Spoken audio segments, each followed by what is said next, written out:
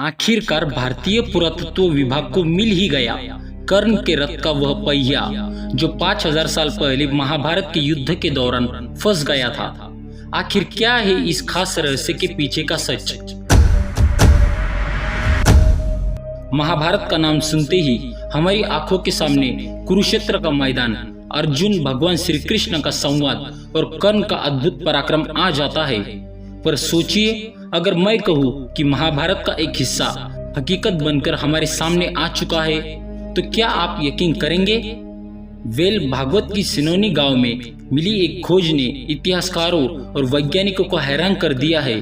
तो ऐसा आखिर क्या मिला जो कर्ण के रथ के पहिए से जिसे जोड़कर देखा जा रहा है? तो चलिए इस खास रहस्य से पर्दा उठाते हैं।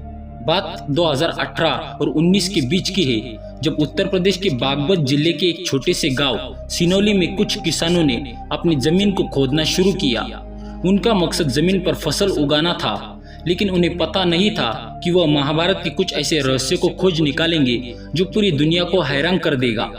एक खेत में अचानक ही बहुत सारे ताम पात्र और साथ ही सोने के सिक्के निकलने लगे। साथ ही सोने के आभूषण भी धीरे धीरे। यह बात पूरी तरह से गांव में फैल गई और इसकी भनक जब भारतीय पुरातत्व विभाग यानी SSI की टीम को लगी, तो उन्होंने इस जगह की खुदाई शुरू की।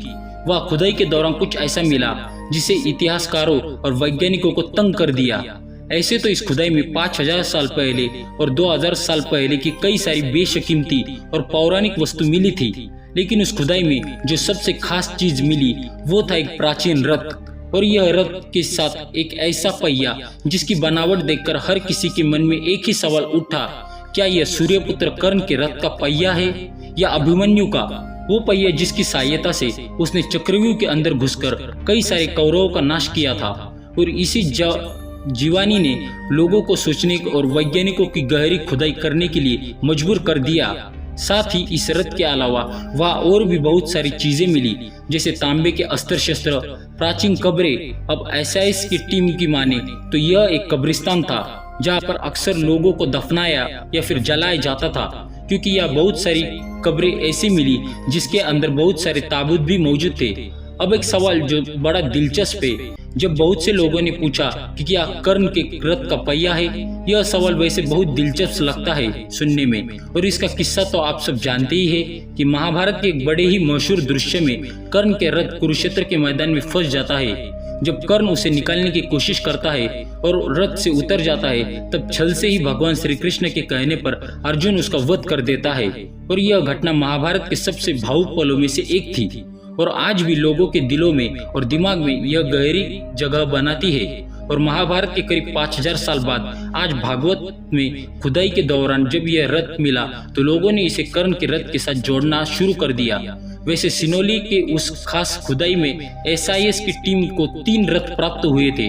अब लोगों के इस विश्वास का एक रीजन यह भी था कि उस रथ का पहिया तांबे और लकड़ी से बना था और इसका डिजाइन बिल्कुल महाभारत काल के वाहनों से मिलता जुलता था। वैज्ञानिक कहानियों नहीं बल्कि सबूत को मांगते हैं। इसलिए जब वैज्ञानिक ने इस पहिए की जांच की, तो पता चला कि यह करीब 2000 से 1800 ईसा पूर्व का है। यह वही समय था जब महाभारत काल घटित हुआ था। लेकिन जैसा कि हमने आपको बताया कि सिनोली की खुदाई सिर्फ एक रथ तक सीमित नहीं रही। यह कुछ ऐसी चीजें मिली जिन्होंने प्राचीन भारत की झलक को दिखाया और महाभारत के युग को सच मानने पर मजबूत कर दिया। दरअसल यहाँ अनेकों तांबे के अस्त्र शस्त्र मिले, जिनमें भाले, तलवार और ढाली शामिल थी। और हैरानी की बात यह थी कि इन पर जो डिजाइन और नक्काश बनी थी वो बहुत ही अद्भुत और प्राचीन काल को पेश करती थी। इन सब के मिलने के बाद SIS की टीम के बड़े बड़े अधिकारियों ने यह मान लिया था कि यह सचमुच महाभारत के कुछ खास अस्त्र शस्त्र थे, क्योंकि ये कुछ ऐसी बनावट थी जो उस समय दुनिया भर में कहीं पर मौजूद नहीं थी। साथ ही इस खुदाई में कई प्राचीन कब्र भी मिली थी।